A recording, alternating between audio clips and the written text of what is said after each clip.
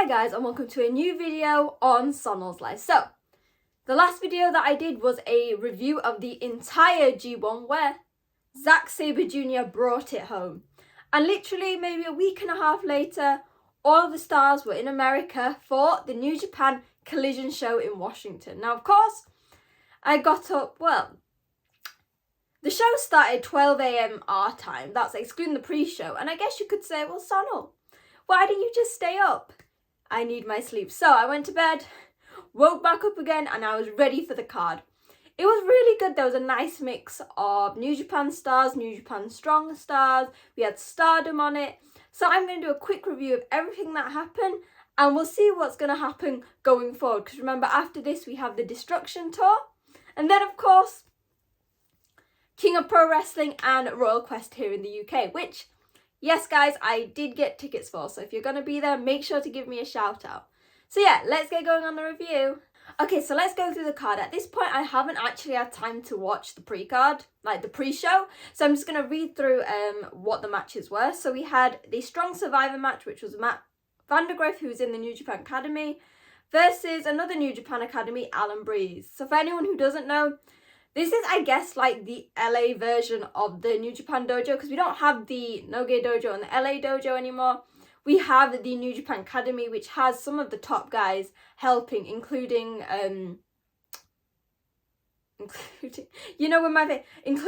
Fred Rosser and many amazing wrestlers. So this would have been great. And then we had a showcase of the women. So we had Hanako and Mina Shirakawa, obviously everyone knows, versus Viva Van and Trish Adora. So this is a mix of Stardom, the New Japan Academy, Ring of Honor. They're really showcasing so much female talent.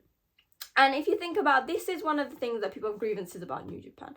There's no female talent, there's no female matches. And obviously in Japan, this is a different thing because you have the likes of Stardom, Tokyo Joshi, and so many of the promotions specifically for women.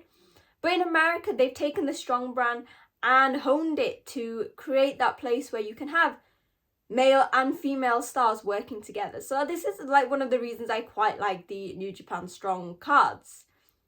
But we quickly went on to the first match, which was a number one contender three-way match for the Strong Openweight Championships, which is currently held by TMDK's Shane Haste and Mikey Nichols, who have a match later on in the card. So this we had Tomohiro Ishii and Hiroshi Tanahashi.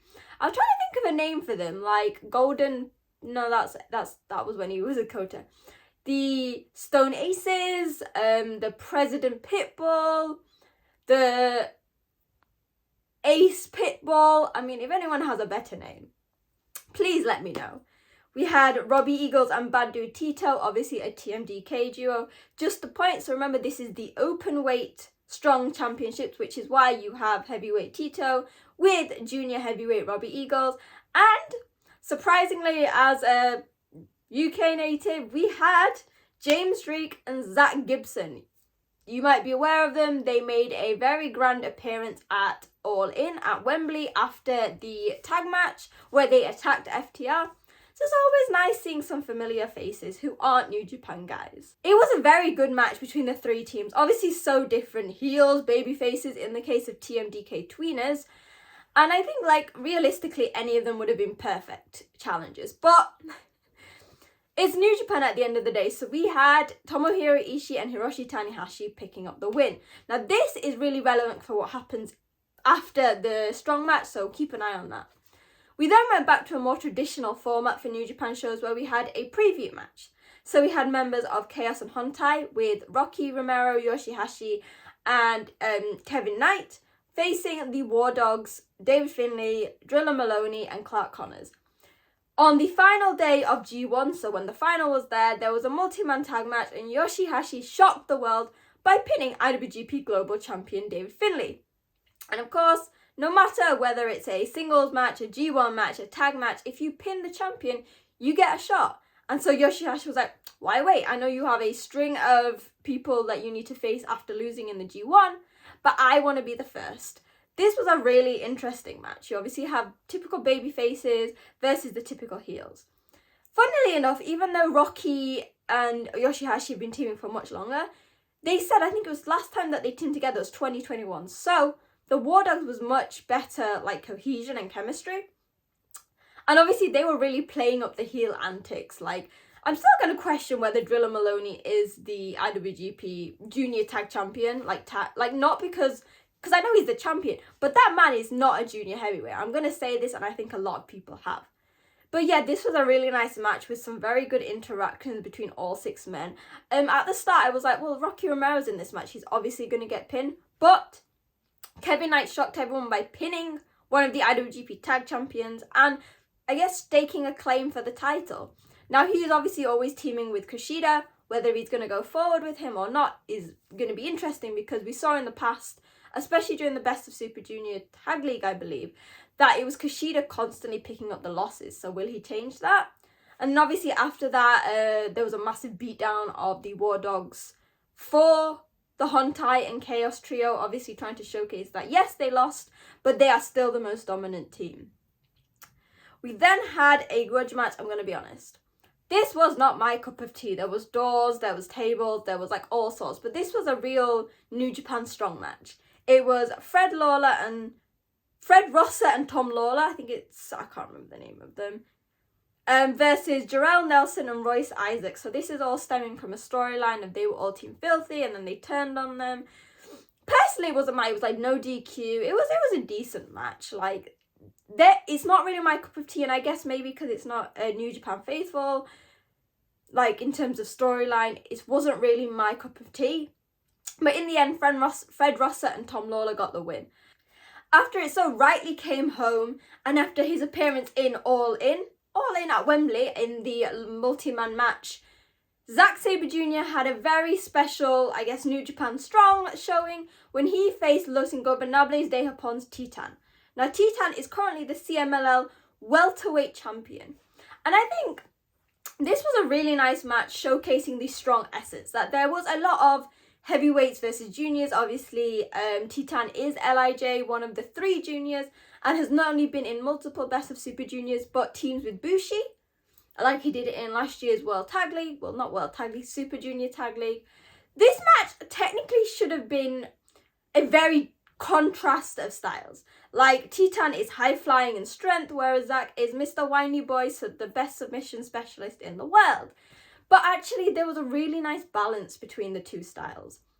The commentary team did a really good job of saying, well, at the start, Titan was going for this ground offense, and that is not what you want to do with Zack. You want to get your own advantage rather than playing Zack at his own game. However, as the match came on, you started to see that while CMLL is known for its lucha style, there are many wrestlers who are very good at the mat-based submission styles. We'll speak about that in the next match, or the match after, I believe.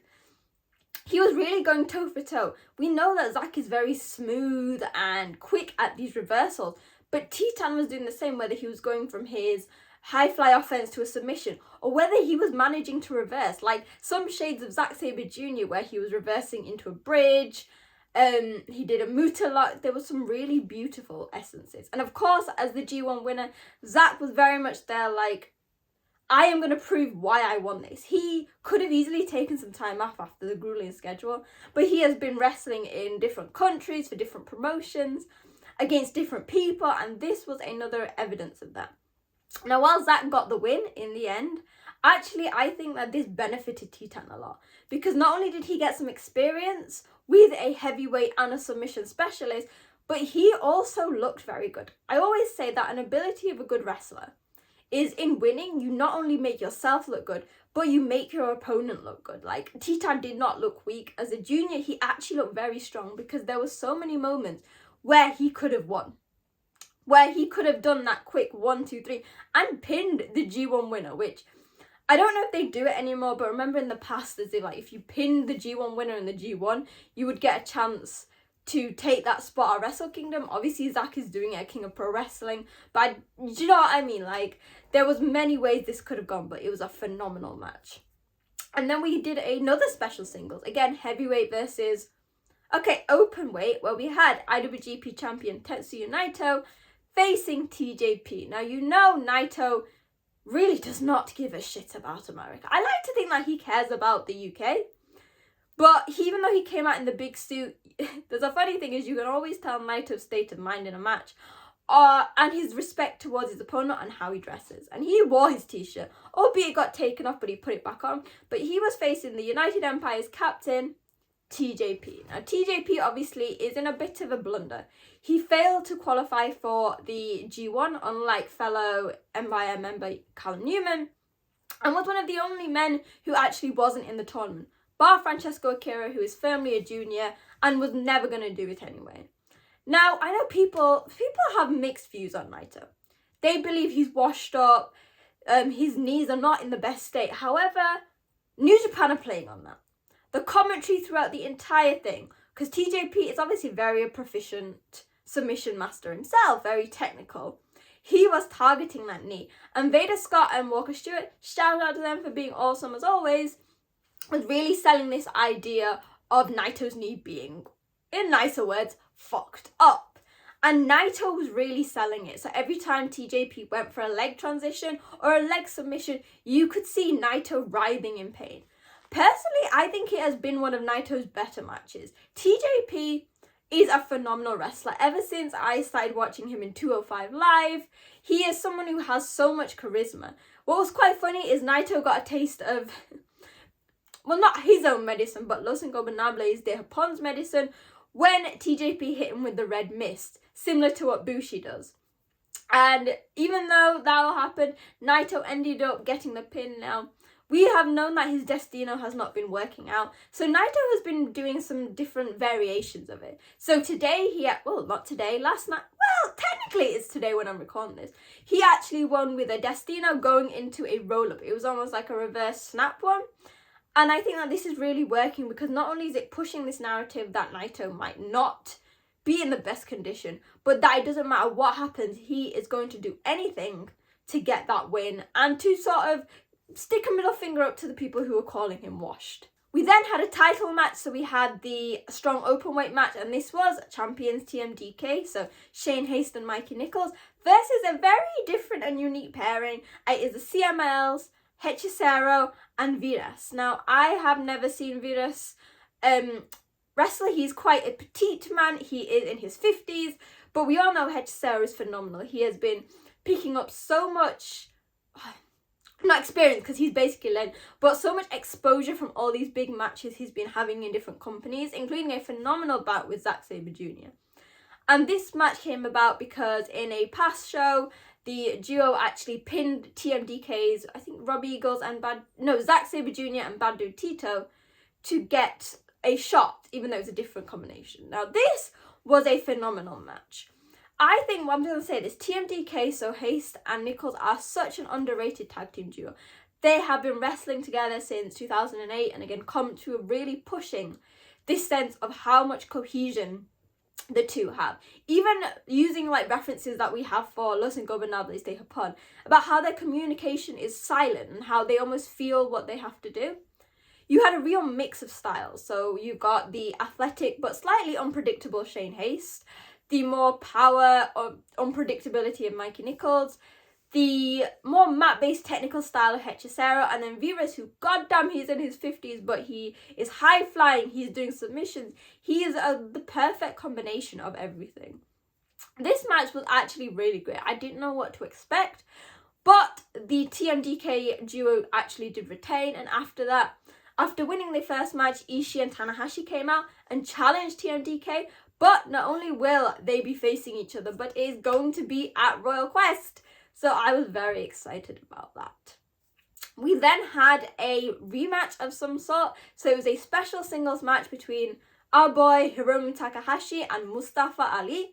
Again, someone who, and as you'll get this feeling, I started my love of pro wrestling with WWE and especially 205 Live against Mustafa Ali. Now, they had a previous bout, don't ask me when, maybe sometime in April, before the Best of Super Junior. And Mustafa Ali won. Now, basically there was a lot more on the line. So basically, Mustafa Ali was like, if I win, you've got to say I'm the greatest junior heavyweight in the world. A moniker that has very often been given to Hiromu. Now, this match was great. So Hiromu came out with Daryl. Now, Daryl has been one of the grievances Mustafa Ali has, almost that Hiromu is taking the mick. However, if their past match was good, this was even better. There was a really nice mix of like styles and things. Like Mustafa Ali is such a charismatic wrestler. However, very different to Hiromu. Hiromu based on the bright colours, the big personality, but also a style that is more varied compared to other guys in the juniors. So whereas you might see the unpredictable Hiromu going outside the ring, he is technically, I guess, one of the bigger guys in the division, so uses his strength, his weight, his power. And similarly, Mustafa Ali is extremely tall, but he's agile, very athletic. And this meant that it was a very dynamic match between them. There was no moment where you were sat waiting or you were bored. There was light and shade, really nice changes of pace. And again, like most of the matches, it was very unsure about who was going to win.